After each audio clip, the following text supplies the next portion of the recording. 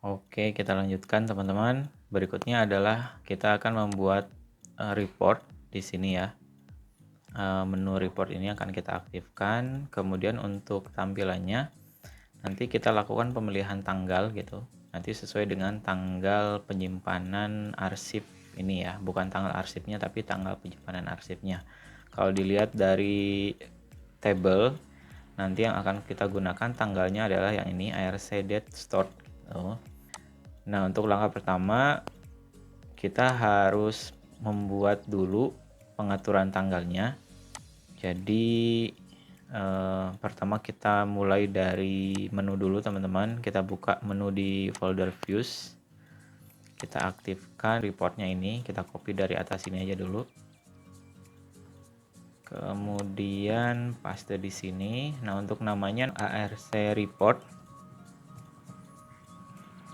Nanti kita bikin function baru di halaman controller. Oke, ini sudah. Berikutnya kita ke halaman controller. Nah, kita copy paste yang detailnya, function detail ini yang terakhir kita buat sebelumnya. Kemudian kita ganti menjadi sesuai dengan yang ada di menu, yaitu ARC report. Kita buat di sini ARC report. Oke, ini kita nggak gunakan. Kemudian jadi di sini cuma memanggil tampilan view untuk untuk penentuan tanggalnya aja. Untuk di sini namanya sama ARC report. Oke, sudah. Berikutnya kita buat tampilan di view-nya.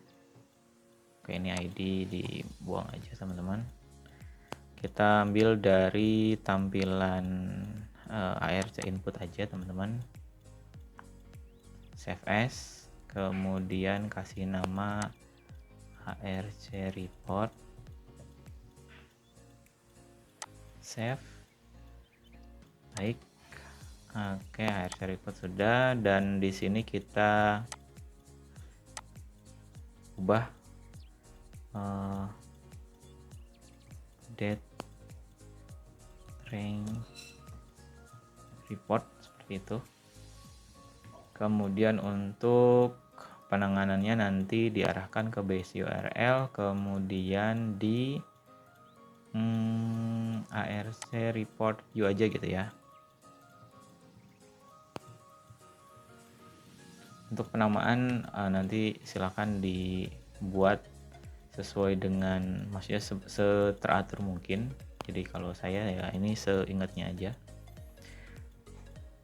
Di berikutnya kita buat tampilan untuk input date-nya untuk tanggalnya. Samain aja seperti yang di atas ya. Date range report. Ini tanggal awalnya. Kemudian yang ini tanggal akhirnya. Dan yang ini namanya date 1 dan yang bawah date 2. Kemudian untuk biar sama nih jadiin 4. Sisanya dibuang. Sisakan yang tombol. Oke, ini juga 4 ya. Berarti sisanya 8. Nah, ini nanti jadinya preview.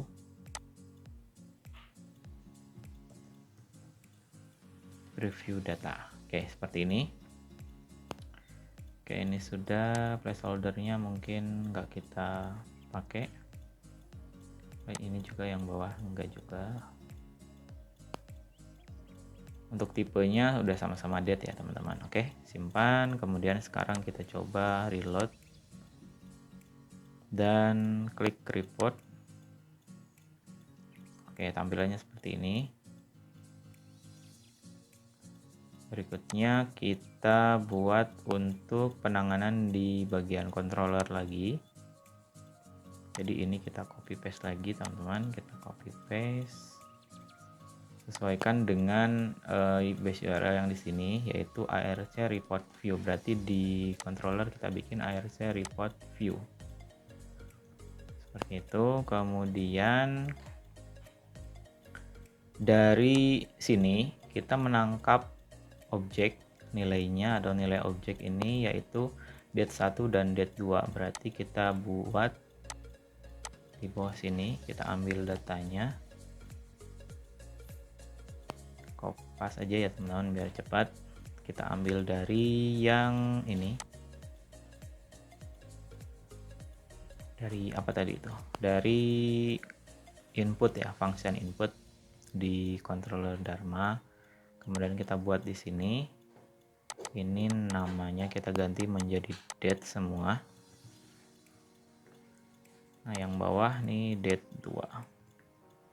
Oke, sudah date 1 dan date 2 kita ambil. Selanjutnya kita kirimkan ke model melalui data ini. Jadi konsepnya hampir mirip-mirip lah. Ini kita pakai konsep yang detail, teman-teman. Kita buat di sini variabelnya report. Berikutnya nanti di model, arsip model ini, nah kita bikin ARC report ya, nanti pakai ini, copy yang ini aja, kita modifikasi query-nya.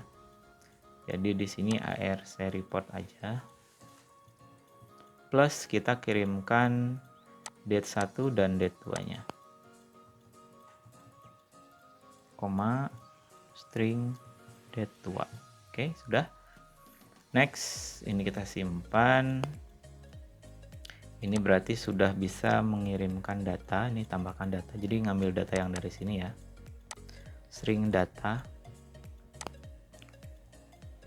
Oke, sekarang kita beralih ke halaman arsip model. Ini kita copy paste yang arsip view detail ini. Berikutnya paste di bawahnya, kita ganti functionnya sesuai dengan yang di sini, yang di controller, yaitu ARC report. Jadi function untuk modelnya ARC report, berikut dengan string date 1 dan date 2 nya. Oke, sudah. Berikutnya kita modifikasi di bagian ini, di bagian query-nya. Jadi teman-teman untuk query range data, jadi misalkan nih di table arsip ini kita punya date stored ini ada tanggal 18 bulan 11, ada tanggal 10 bulan 10, dan ada tanggal 1 bulan 12.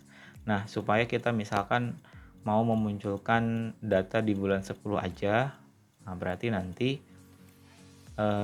query-nya antara tanggal 1 bulan 10 sampai misalkan tanggal 30 bulan 10, seperti itu contohnya, yang nanti diisi melalui halaman ini gitu ya. Nah, kemudian untuk penanganannya di bagian model seperti apa? Nah, di sini where-nya ini kita modifikasi. Kalau tadinya where ID, nah di sini where-nya ARC date store ini. Kemudian kita tambahkan lagi di sini nilai tanggal awal berarti lebih dari sama dengan gitu ya, lebih dari sama dengan yang tanggal awalnya. Sini string date 1, kemudian kita copy paste teman-teman, dan ini kurang dari sama dengan date 2.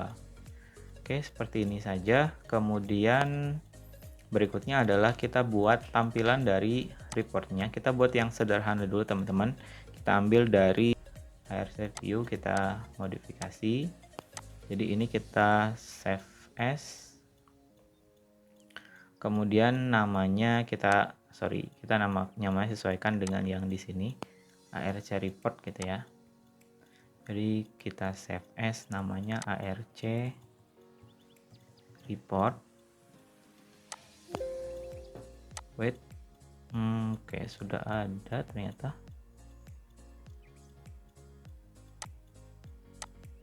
ARC report. Oh iya, ini udah ada ini ya, udah ada yang inputannya tadi. Berarti kita ganti jadi ARC report view mungkin. Underscore view.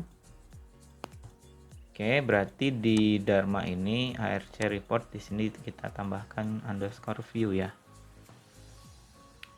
Simpan, kita balik ke sini, kemudian kita modifikasi. Oh, ini kita hapus aja tombolnya. Kemudian H-nya jadi H3 biar agak besaran. Kita buat di sini report data arsip. Kemudian untuk isinya yang kita munculkan nanti ada namanya, kemudian kategori, semester dan tahun, kemudian tanggal arsipnya, kemudian ada sumbernya gitu ya, sumber arsipnya, kemudian yang terakhir nanti adalah tanggal penyimpanannya. Oke, berarti kita mulai dari ini, kita modifikasi teman-teman. Ini jadi name, arsip name mungkin gitu ya. Kemudian ada tanggalnya, arsip date, yalah date aja di sini. Kemudian ada kategori, ada semester, kemudian ada arsip from, dan yang terakhir adalah store. Itu ya. Jadi tanggal penyimpanannya yang kita jadikan sebagai acuan laporannya. Kemudian untuk yang bawah ini for each, ini bukan jadi arsip, jadi kita ganti tadi dari sini Dharma jadi report ya. Kita ubah jadi report. Kemudian ini kita ganti juga jadi R aja. Seperti ini, jadi biar lebih singkat. Next di sini kita copy paste teman-teman. Ini ARC name kalau nggak salah. Kemudian berikutnya ada ARC date. Berikutnya ada kategori, kemudian ada semester, kita tambahkan lagi satu di sini.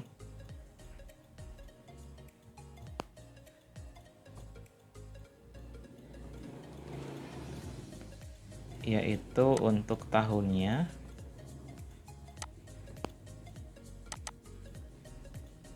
Itu ya, years, kemudian arsip from, ARC from.